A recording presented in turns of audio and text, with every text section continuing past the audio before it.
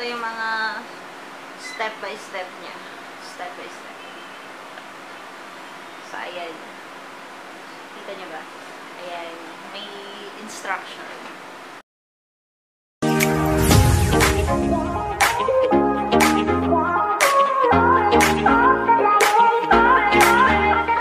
Hi guys, this is Jen Oliva and welcome back sa aking YouTube channel. At kung bago ka pa lang dito sa channel ko ay mag-subscribe ka na and click mo na rin yung aking bell icon sa baba. Like nyo na rin ang aking video at panoorin ang aking video hanggang sa dulo.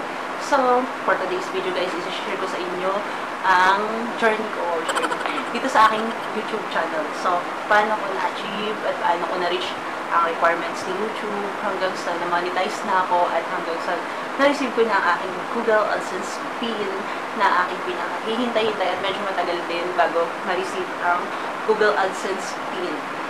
So, kung gusto nyo malaman kung paano magsimula sa YouTube is just keep on watching.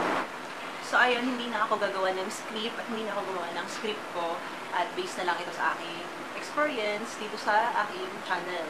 And hindi ko na rin patatagalin pa and excited na rin akong buksan itong aking Google AdSense PIN and ito yung itsura niya guys. Ayan. Ito ang Google AdSense PIN na magbe-verify ng ating YouTube channel.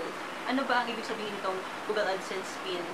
Itong Google AdSense PIN kasi guys, marireceive natin ito kapag tayo ay na-monetize na at kapag na-reach na natin ang threshold na sinasabi ng AdSense. Ano ba yung threshold niya guys? Kapag na-monetize na tayo guys, pag na-reach na natin yung requirements ni YouTube na 1,000 subscribers at 4,000 watch hours is, kaya dun pa lang tayo, dun pa lang papasok yung monetization na kasali na tayo sa YouTube Partner Program. So ayun, mamaya ilalagay ko na lang dito sa screen kung ano yung sinasabi kong threshold. So ayun, pag na-reach na natin yung threshold na yon is automatic padadalhan tayo ng Google AdSense PIN.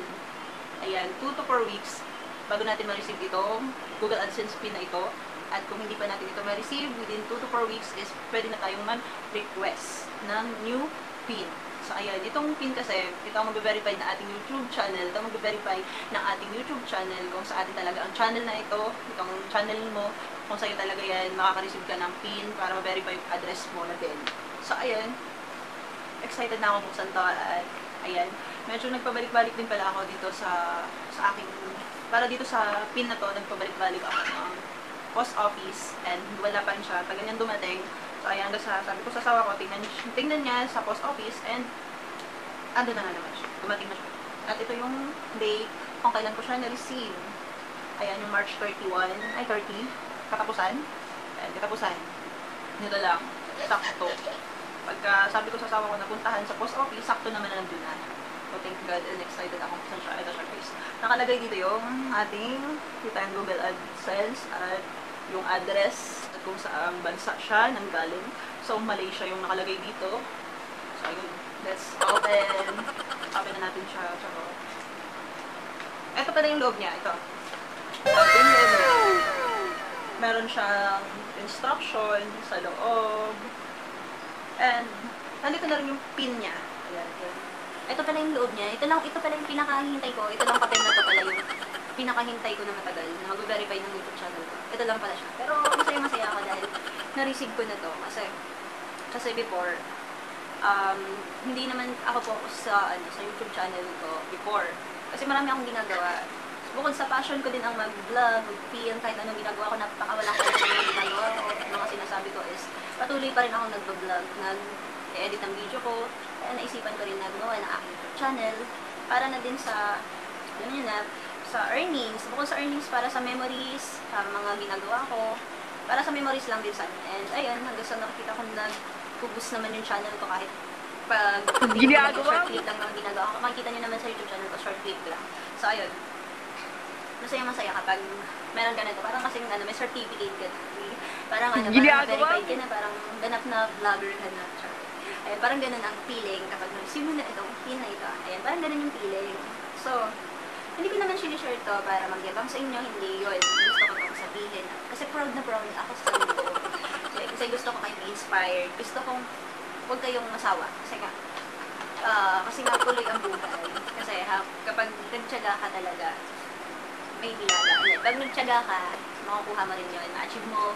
And, syempre, ang pag-YouTube hindi siya madali. Napakaraming new small YouTuber na kagaya ko ngayon na nahihirapan sila hanggang sa nag-quit na lang sila. Kasi bago mo pa ma-reach yung 1 hour, yung 1K subscribers, napakadaming tao na i-please mo, na ganun din ako before, na parang i-subscribe yung channel mo. So, hindi pala siya ganun. Kapag gumawa ka pala ng mga content na kaaya-aya, yung mga searchable sa tao at mga matutulungan sila, ay magbuboost pala ng pusa ang YouTube channel mo. So, ayun, dun lang ako nag-focus. Hindi na ako nag-grab ng mga videos, like kung sinasabi ko dun sa mga video ko before. Ayan, so, ganun guys, hindi ko napahabain itong video ko. At sa mga small YouTuber na kagaya ko din, na nagsisimula pa sa YouTube, since nagsisimula pa din kayo, nagsisimula ka pa lang, wala ka pa sa pinakang nakakainip na, nakakasawa na, papayaw mo na, wag mo isipin dun yung earnings mo sa part na yun. Wag mo isipin na parang wala ka ng pag-asa.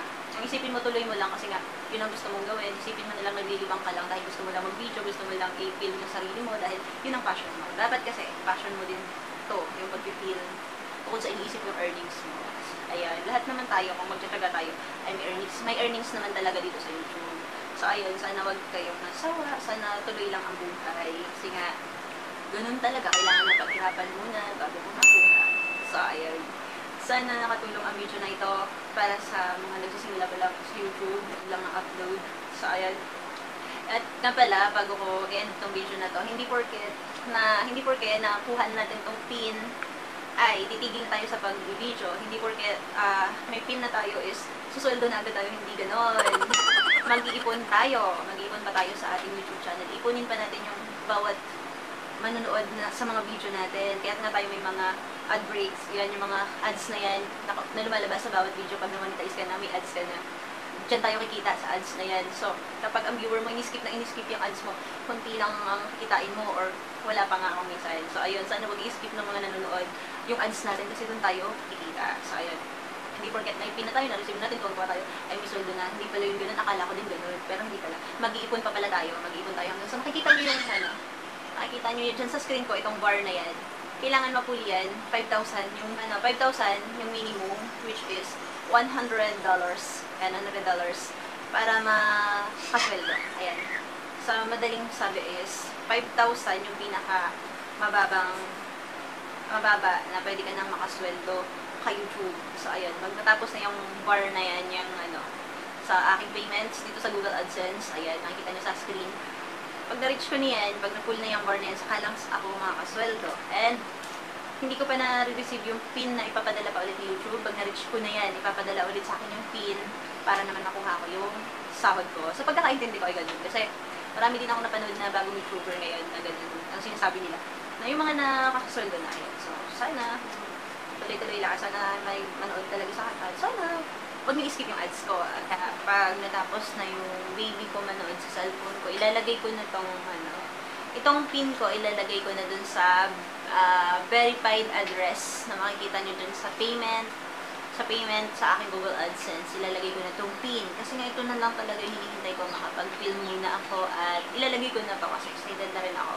So, ayun, hindi ko pa siya magawa at hindi ko rin ma-demo sa inyo step by step. So, siguro next time, mag-vlog ulit ako. Kung may tanong pa kayo dyan sa baba, pwede kayong mag-comment. Ayan, mag-comment lang kayo dyan sa baba ng video ko. At sasagutin ko naman yan kung kaya kong sagutin. So, ayun. Benta ka lang pala yung experience ko before, nung mag-start pa lang ako sa YouTube. Hindi ko talaga alam kung ano ina-upload ko sa YouTube channel ko. Kaya makapansin mo kung ano-ano na lang yung mga ginagawa ko. Napakawalang kwenta. May mga times pa na hindi tapos yung content ko. Hindi na pala pansin na dito. Ginagawa mo! Hindi pa tapos yung content ko, upload ko na agad siya sa aking YouTube channel. Ginagawa mo!